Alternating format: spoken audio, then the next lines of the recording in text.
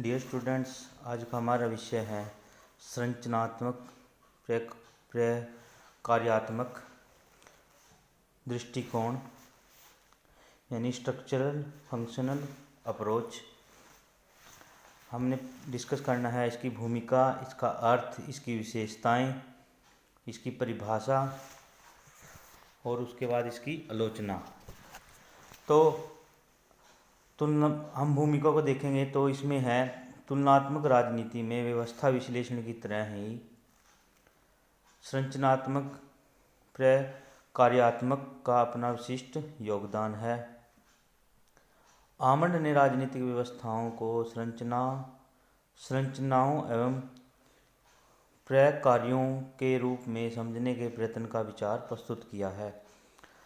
Almond के अनुसार यदि राजनीतिक व्यवस्थाएं संरचनाओं और कार्यों के आधार पर समझी जाए तो परिवर्तन और विकास की दिशाओं का स्पष्टीकरण आसान हो जाएगा। आमंड एवं कोलमैन ने इस पद्धति का प्रयोग अपनी पुस्तक दी पॉलिटिक्स ऑफ डेवलपमेंट एरिया में किया है। आमंड और एवं कोलमैन ने इस उपागम का प्रयोग निम्नलिखित दो आवश्यकताओं की पूर्ति करने के लिए किया है।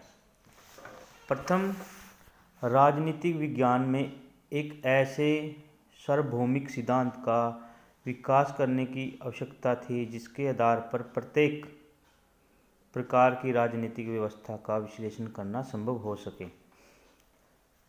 दूसरी आवश्यकता इन्होंने बताई है कि विकसित सिद्धांत किसी भी प्रकार के आदर्शों से युक्त होना चाहिए, क्योंकि इसके अभाव में वह सिद्धांत आदर्श विशेष के उपस्थित होने पर ही राजनीतिक व्यवस्था के विश्लेषण के लिए उपयोगी होगा तथा इसके आधार पर हम शेष व्यवस्थाओं का विश्लेषण नहीं करेंगे।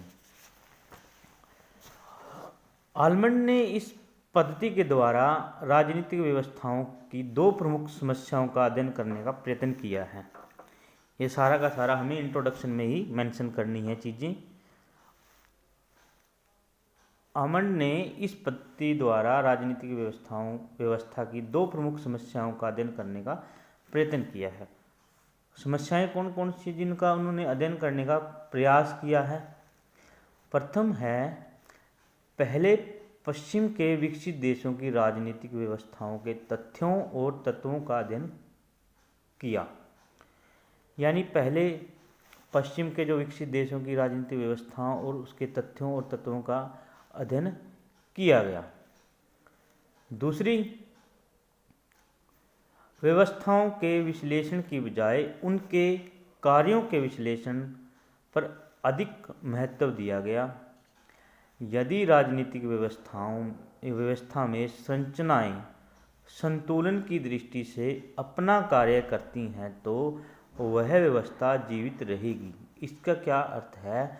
यदि राजनीतिक व्यवस्था यानी किसी भी देश की राजनीतिक व्यवस्था, उसके अंदर जो उनकी संरचनाएं होती हैं, जैसे हमारे देश के अंदर है राजनीतिक व्यवस्था, पॉलिटिकल सिस्टम क्या है, हमारे देश के अंदर है संसदीय व्यवस्था, और संसदीय व्यवस्था के अंदर संरचनाएं हैं कौन कौन सी? लोकसभा, राज्यसभा और राष्ट्रपति, यानी संसद के 3 अंग हैं। तो उनके अंदर संतुलन बनाना बहुत ही जरूरी है, संतुलन रहना बहुत ही जरूरी है। अगर उनके अंदर बैलेंस है, एक संतुलन की दृष्टि से वो अपना कार्य करती है, तो वह व्यवस्था जीवित रहेगी। यानी कि लोकसभा और राज्यसभा अगर बैलेंस बनाकर अपना कार्य कर रही हैं तो व्यवस्था के अंदर संतुलन बना रहेगा और वह व्यवस्था जीवित रहेगी। कहने का अर्थ है भाई, लोकतांत्रिक देश है और लोकतांत्रिक देश में जनता का शासन है और जनता के द्वारा जो चुने गए प्रतिनिधि हैं वो लोकसभा के अंदर जाते हैं।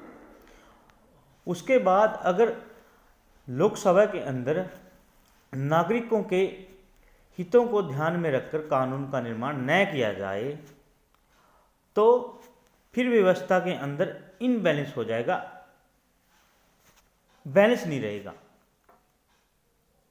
जो होना चाहिए।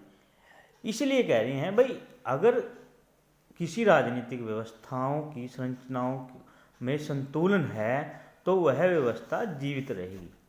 इसके विपरीत यदि संरचना अपना वह कार्य न करे जो उसका है, यानी कि इसके विपरीत यदि संरचना अपना वह कार्य न करे जो उसका है, जैसे सरकार के 3 अंग हैं, विधान पालिका, कार्यपालिका और न्यायपालिका। विधान पालिका का कार्य है कानून का निर्माण करना। यदि विधान पालिका अपना कार्य न करे और कार्यपालिका अपना कार्य न करे तो उस व्यवस्था में परिवर्तन आने लगता है और उसके विघटन होने की संभावनाएं बढ़ जाती हैं। यानी कि जो व्यवस्था है उसके अंदर परिवर्तन आना शुरू हो जाता है धीरे धीरे। जब व्यवस्था के अंदर परिवर्तन होना धीरे धीरे शुरू होता है तो वो व्यवस्था के अंदर विघटन होने की संभावना ज़्यादा बढ़ जाती है। यदि राजनीतिक व्यवस्था के अंदर क्रियाशीलता रहे तो वह राजनीतिक व्यवस्था का लक्षण बन जाती है, यानी उसकी विशेषता बन जाती है। तो कार्यात्मक उस व्यवस्था की अवधारणा बन जाती है।